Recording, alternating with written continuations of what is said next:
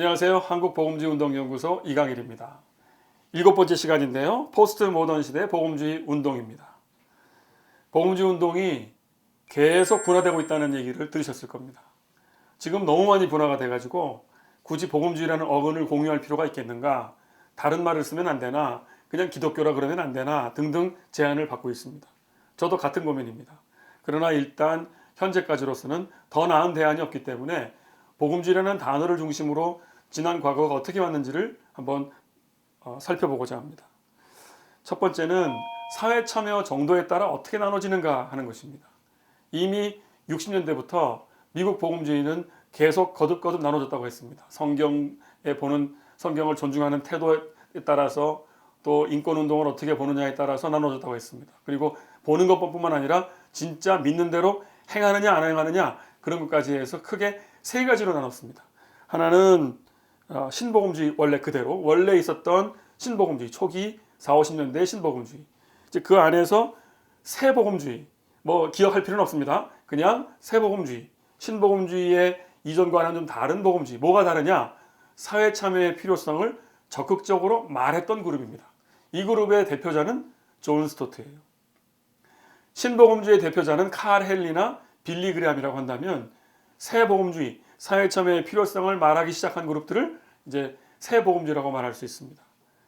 그러나 진짜 사회적 행동에 뛰어든 사람들은 이런 존 스토트 등등의 영향을 받았던 젊은 사람들이었어요. 그 사람들을 젊은 복음주의라고 합니다. 짐 월리스 같은 사람이죠.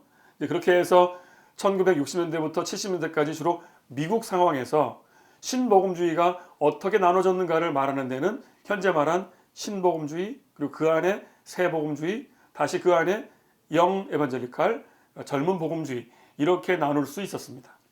두 번째는 로버트 웨버가 분류한 건데요.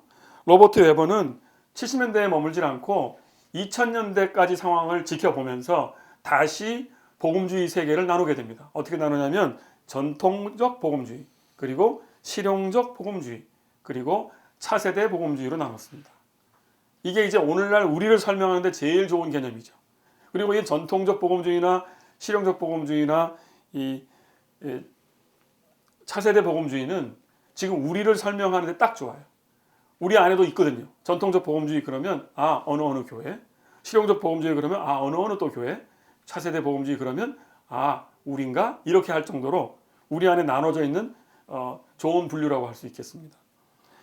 여기서 말하는 전통적 복음주의는 신복음주의랑 유사한 거예요. 신복음주의처럼 초기에 머무는 집단이죠. 초기 정신에. 그리고 나머지는 안 해요. 두 번째는 실용적 복음주의. 여기는 정말 프래그마틱해요. 그래서 전통적 복음주의를 유지하면서도 교회를 성장시키는 데 필요한 것이 있다면 문화적으로 무엇이든 받아들입니다. 그리고 사회적 책임의 문제에는 조금 거리를 둡니다. 중요한 건 교회의 성장과 관련돼 있어요.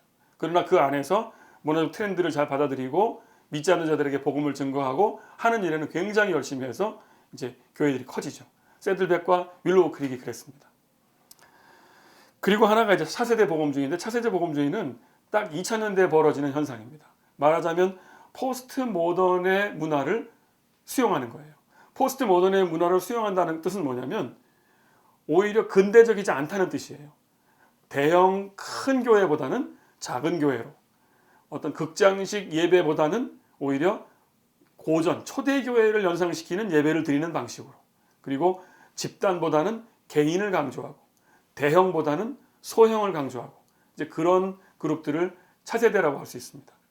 여기에 이제 대표적인 그 사람을 누구로 보냐면 쉐인 클레어본 같은 사람. 머리 막 이렇게 따가지고 문화적으로 굉장히 앞서 있지만 삶은 굉장히 단순해요. 그리고 약한 자들, 다른 인종의 사람들과 함께 거하면서 함께 살아가는, 기존의 형식과 문법이 다 깨져버린 새로운 형태의 복음주의를 말하는 겁니다. 이런 것들이 이제 미국의 로버트 웨버 같은 신학자한테는 이제 보였어요. 한국은 어떠한가? 한국도 조금 비슷하긴 합니다. 한국은 어떻게 복음주의가 분화가 됐냐면 결정적인 계기들이 좀 있었습니다. 오늘날 이제 법적으로 단죄를 받기 시작한 이명박 정부, 2007년 정도가 되겠죠? 그때 이제 이명박 정부를 지지하느냐 마느냐로 복음주의권 안에 보수와 진보가 나눠지게 됐습니다. 서로들이 우리는 보수고 진보라고 말한 적은 없지만 복음주의 운동이 같은 단일한 운동인 것처럼 90년대에 이렇게 보였지만 2000년대 들어와서 서서히 갈라지더니 이명박 정부를 지지하는 그룹과 그걸 경계하는 그룹들 사이에 갈라짐이 있었던 거예요. 그리고 또 하나는 이제 진보적 보금, 말하자면 이제 정부 당대 정권과 거리를 두면서 보다 전문적으로 복음주의 운동을 해보고자 하는 사람들이 늘어나기 시작했습니다. 두 번째는 포스트 모던 시대의 변화예요. 이제 이게 큰 흐름이 있는데 몇 가지 좀 짚겠습니다. 이건 아직 무슨 학문적으로 성립됐다기보다는 몇 가지 책과 흐름들을 보면서 제가 좀 자의적으로 정리한 것이기 때문에 참고만 해두십시오. 가장 큰 것은 포스트 모던 시대의 변화라면 이제 근대적 방식 전체가 다시 생각되고 있다는 거예요. 근대식 방식. 근대적 방식은 뭐냐면 근대 자본주의 사회라는 게 있잖아요. 그리고 오늘날 사회주의라는 도전을 물리치고 근대 자본주의 사회가 세상을 지배하고 있어요. 근대 자본주의 사회를 지배하는 그 정신이 있다면 신자유주의 정신이에요. 근데 여기서 말하는 신자유주의는 어떤 개인의 자유를 말하는 게 아니라 금융의 자유, 자본의 자유, 돈의 자유예요. 그리고 대기업의 자유예요. 그러니까 개인들이 계속 무시를 당하는 자유인 거죠. 근데 지금 신자유주의도 어느새 큰 도전을 맞고 있습니다. 이제 앞으로 어떻게 살아가야 될지 많은 사람들이 대안을 내놓기를 공동체, 복지, 민주화를 내놓고 있습니다. 그리고 뭐 경제 민주화라는 제목도 갖고 있습니다. 이런 걸 통해서 신자유주의적인 지배 질서를 깨뜨리려고 노력하고 있죠. 어쨌든 이 모든 것들은 근대 문화 안에서 벌어지는 대안들입니다. 저는 그래서 줄여서 근대 문화 안에서 우리가 살아가는 선택지가 있다면 보수 아니면 진보 혹은 중도 이 세 가지의 출구를 가지고 근대 문화를 해결하려고 지난 세대의 선배들이 노력한 것 같아요. 보수 속에서는 뭐 신자유주의로 혹은 진보에서는 아주 강하게 말하면 사회주의, 공산주의, 혁명 등등을 통해서 근대 문화를 해결하려고 했다고 볼 수 있습니다. 그런 면에서 신복음주의 운동은 그 사이에서 우리의 종교적 정체성을 지키면서도 사회 약자들, 어려움들을 해결해 보고자 몸부림을 쳤지만 이 기독교 복음주의 운동이 갖고 있는 타고난 어떤 한계 때문에 무슨 사회주의로 넘어갈 수도 없고 그렇다고 신자유주의라는 지배 질서하고 동일해질 수도 없고 하는 갈등 때문에 고민을 한 것입니다. 그러나 이제 이명박 정부 시기가 바로 노골적인 신자유주의 그런 정책을 쓰는 정부였어요. 그때 이제 신자유주의 정신의 복음주의권의 보수적인 그룹이 함께하는 경향이 있었습니다. 근데 오늘날 그것이 이제 앞으로 단죄를 받고 있는 과정에 있습니다. 이게 근대라고 한다면 포스트 모던은 전혀 새롭게 이 문제를 바라본다는 것이에요. 이제는 보수나 나는 보수가 될래, 너는 진보가 될래 이런 얘기가 아니고 오히려 근대적으로 할 거냐 아니면 탈근대적으로 할 거냐 혹은 모던하게 할 거냐 아니면 포스트 모던하게 할 거냐 이런 대응으로 도식이 바뀌고 있습니다. 그래서 옛날 근대 도식인 보수 진보에서 도식으로 볼 때 오늘날 새로운 차세대 복음주의자들의 행동들을 바라본다면 보수 진보의 설명밖에 못하는 단어를 가진 사람들은 새로운 복음주의자들을 보면 쟤네 진보구나, 쟤네 좌파구나 이런 소리를 할 수 있어요. 그러나 새로운 차세대 복음주의는 다수가 이미 직관적으로 탈근대 혹은 포스트 모던의 토대 위에서 움직이고 있습니다. 언어가 달라졌다는 뜻이에요. 한국어를 쓰다가 외국어를 쓰는 존재가 생겼다는 것입니다. 외국어를 쓰는 사람을 한국 사람들이 보면 이상하게 보겠죠. 그러나 그 외국어를 쓰는 사람은 나름의 이유를 가지고 그 말을 쓰는 겁니다. 이와 같은 문화적 격차가 우리 안에 생겼다는 겁니다. 근대에서 탈근대로, 보수 진보에서 근대 혹은 탈근대로, 모던에서 포스트 모던으로 이런 그 선택지가 달라졌다는 것을 좀 먼저 말씀드리겠습니다.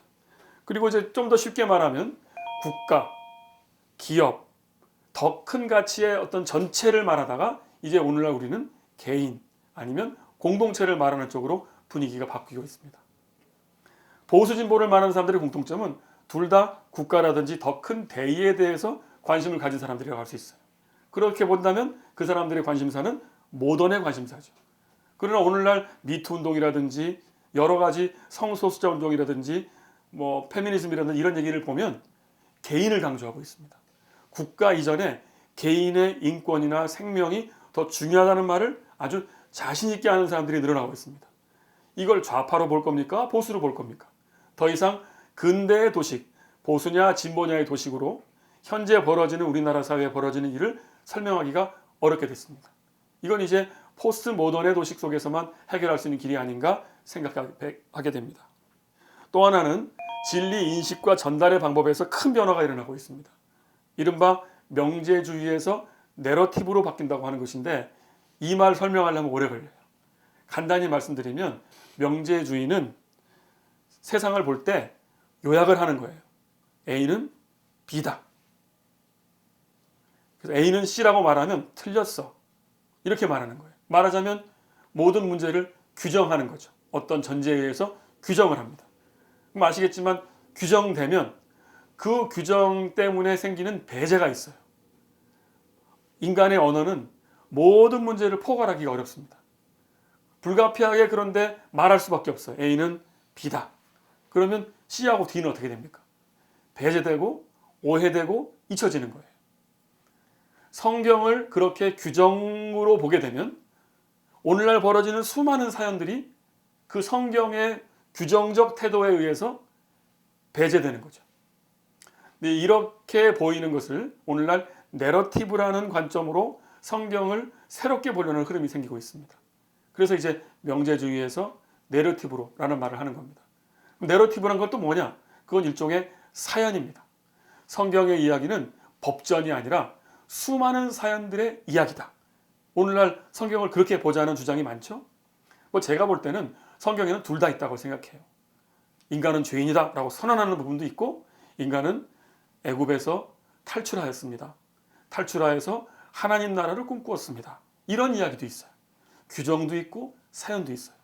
근데 옛날은 사연보다는 규정, 내러티브보다는 명제에 더 관심을 가지고 기독교 세계를 건설하려고 했던 것 같아요. 근데 오늘날은 성경에 나오는 그 수많은 사연들을 포기하지 않겠다. 이것도 포스트 모던의 문화의 영향이기도 한데 성경 전체를 내러티브로 보겠다는 거예요. 만약에 내러티브로 보면 어떤 유익이 있는가? 어떤 사람도 소외되지 않고 성경의 이야기에 속할 수 있습니다. 그러니까 내러티브로 성경을 보면 오늘날 벌어지는 수많은 개인들의 요구들을 내러티브, 이야기로 사연으로 엮어가면 당신의 이야기도 성경의 사연 속으로 들어올 수 있어요 라고 초대할 수 있어요. 그런데 규정으로 가면 너는 이 규정을 지키지 않으면 함께 할 수 없어가 될 수 있다는 거죠. 지나치게 단순하게 말씀드립니다만 아무튼 지금 포스트 모던 시대의 변화라면 이런 명제주의적 접근에서 내러티브의 접근으로 바뀌고 있다. 이건 아마 성경이든 그 무엇이든 이어 유사한 방식으로 우리의 세계관이 바뀔 수밖에 없는 상황이 오지 않았나 생각하고 앞으로 우리가 연구를 좀 더 해봐야 되겠습니다. 또 하나는 이제 절대주의에서 상대주의로의 변화예요. 지금 포스트 모던을 생각할 때 많은 비판들이 있습니다. 포스트 모던은 상대주의예요. 영원히 상대주의이기 때문에 어떠한 진리도 인정하지 않아. 다 각자의 진리만을 말할 뿐이야. 그러니까 서로 너는 그런 걸 믿고 있느냐? 이렇게 말할 뿐이에요. 그럼 그 다음 뭡니까? 아무것도 아니에요. 모두가 개인이 진리가 되는 거예요. 절대 어느 그룹을 묶어낼 수가 없는 것이 되는 거죠. 절대적인 상대주의로 가게 되면. 그러나 오늘날 그렇게 바보처럼 사람들이 절대적 상대주의나 절대적 종교다원으로 가고 있지 않습니다. 오히려 자기 정체성에 충실하게 말하라 이렇게 말하고 있어요. 그런 면에서 오히려 진리의 정합성, 진리가 자기가 믿고 있는 게 진리라면 그 믿는 대로 결과물을 내라. 결과물에 따라서 우리 선택해보자 하는 쪽으로 흐르고 있다고 합니다. 이런 주장은 레슬리 뉴비긴이 했던 주장이에요. 그래서 종교다원 사회에서 기독교가 살아남는 방법은 우리의 타당성을 열매로 보여주는 것이다. 이렇게 말을 하거든요. 레슬리 뉴비긴은 포스트 모던 사회였던 영국 사회 안에서 복음 증거를 해야 되는 한 복음주의자로서 고민이 깊었던 거죠. 이미 포스트 모던에는 고민이 들어갔기 때문에 그런 주장을 할 수 있었던 것입니다. 그래서 지금 절대주의에서 상대주의로 왔지만 지금 이 상대주의 문제는 이 레슬리 뉴비긴의 제안처럼 상대주의지만 상대주의 세계 속에서 우리를 입증할 수 있는 방법은 열매를 보여줌으로써 비록 우리 가치가 상대방에게 강요할 수는 없지만 우리 열매가 먹음직하면 먹어보라 이렇게 제안할 수는 있다는 거죠. 그래서 공존의 지혜를 발견하는 흐름을 갖고 있습니다. 정리해보면 이제는 근대의 보수 진보 논쟁에서 벗어나서 오히려 근대냐 탈근대냐 국가냐 개인이냐 점점점 개인의 문제로 가고 있다는 말씀을 드렸고, 두 번째는 명제주의냐 내러티브냐 해서 지금 흐름이 내러티브, 사람들의 사연을 포괄할 수 있는 관점을 갖고자 한다, 이런 말씀을 드렸습니다. 또 하나는 이제 상대주의가 지금 공존의 지혜를 갖는 어떤 레슬리 뉴비긴의 말처럼 열매로 상대방과 함께 이야기 나눌 수 있는 그런 방향으로 간다는 말씀을 드려봅니다. 그러면 세 번째는 포스트 모던 시대의 복음주의 운동은 어떻게 돼야 될까? 이미 세 가지 특징에서 암시를 드렸습니다만, 우리 복음주의 운동이야말로 가만히 돌아보면 개인을 강조하는데 특별한 장점을 갖고 있는 운동이에요. 현재 복음주의는 근대 개신교에 가장 최적화된 거라는 평가를 받고 있습니다. 그러니까 근대에는 어울리지만 포스트 모던 시대의 복음주의가 어울릴 것인가에 대해서는 많은 사람들이 갸우뚱하고 있어요. 그러나 몇 가지 단서, 포스트 모던 시대에도 적응할 만한 굉장히 중요한 단서는 개인이라는 거예요. 개인의 문제를 존중할 수 있는 어떤 집단이 있다면 오히려 기독교 전통이 아닌가. 물론 왜곡된 기독교 전통은 국가를 더 강조하고 전체를 더 강조하지만, 가만히 본문들을 보면 잃어버린 양 한 마리를 소중히 여기는 목자의 모델로 예수를 묘사합니다. 예수님이야말로 한 사람 한 사람을 잘 돌보는 분 아니겠습니까? 그런 면에서 포스트 모던 시대의 복음주의도 여전히 길이 있다. 개인을 강조할 수 있는 그런 전통들을 갖고 있기 때문에 존중하는 그런 게 있을 수 있다고 볼 수 있습니다. 요즘에 그래서 크게 말씀드리면 포스트 모던 시대 복음주의는 이런 실험들을 하고 있어요. 전통과 공동체와 선교를 강조하는 다양한 교회 실험이 있다고 말씀드리겠습니다. 지나치게 실용적 복음주의처럼 현대의 문화를 다 받아들여서 현대인들을 다 포괄한다, 이런 욕심을 내지 않고 오히려 예전의 전통, 초대교회의 전통, 성만찬의 전통, 이런 것들을 다시 복구시켜서 고전적인 예배를 실험하는 그룹들이 있습니다. 또 그러면 이제 공동체를 과거에 한국 기독교가 많이 말했지만 실제로 살아내는 사람들이 많지 않거든요. 그러나 진짜 지역에서 마을을 이루고 공동체를 실험하는 그룹도 있습니다. 또는 선교는 선교사만 하는 건 줄 알았는데 그렇지 않고 오히려 교회는 원래 선교적 구조를 갖고 있다 하면서 선교적 교회의 본질을 새롭게 깨우는 운동들도 있습니다. 물론 이런 전통이나 공동체나 선교라는 이 운동은 큰 교회들이나 다수교회가 하는 건 아니에요. 그러나 이런 실험은 시작됐습니다. 어떻게 말하면 이 포스트 모던 시대의 복음주의 운동은 소리 소문 없이 실험하고 있는 사람들이 있다고 볼 수 있습니다. 또 하나는 전문화와 구체화돼가는 사회선교예요. 사회선교에 나서고 있는 사람들이 많습니다. 그러나 한국교회 전체가 그러진 않아요. 그렇지만 복음적 정신을 가지고 사회의 각계각층의 문제를 직접 해결하기 위해서 주거 문제 해결, 노숙자 해결, 장애인 해결, 청소년의 문제, 이렇게 분화되어 있는 사회 문제에 직접 다가가서 비록 규모는 작지만 사회선교를 하고 있는 복음주의자들이 있습니다. 세 번째는 기독지성 운동이에요. 현재 기독지성 운동은 근대 정신을 유포하는 기독지성 운동이 아니라 포스트 모던을 어떻게 이해할 것인가를 가지고 연구하는 연구자들이 많아지고 있습니다. 물론 그러나 유감스럽게도 이런 연구를 하는 사람들이 대학 교수님이거나 그런 분들은 아니에요. 오히려 젊은 연구자들이죠. 아무튼 기독지성 운동에도 새로운 물결이 들어오고 있습니다. 포스트 모던 시대를 분석하고 여기에 걸맞는 신학, 복음주의 운동은 무엇인가를 고민하는 사람들도 있다는 거죠. 지금 현재 말한 세 가지 정도의 흐름을 만약 숫자로 계산한다면 글쎄요, 1000명대, 2000명대, 무슨 10,000명 이상의 대규모 운동은 아닙니다. 작지만 분명히 운동은 시작되고 있다, 이런 말씀을 드리겠습니다. 네, 이렇게 해서 7강 포스트 모던 시대의 복음주의 운동은 이렇게 정리를 하고요. 8강에서는 복음주의자들의 이야기를 중심으로 나눠보겠습니다.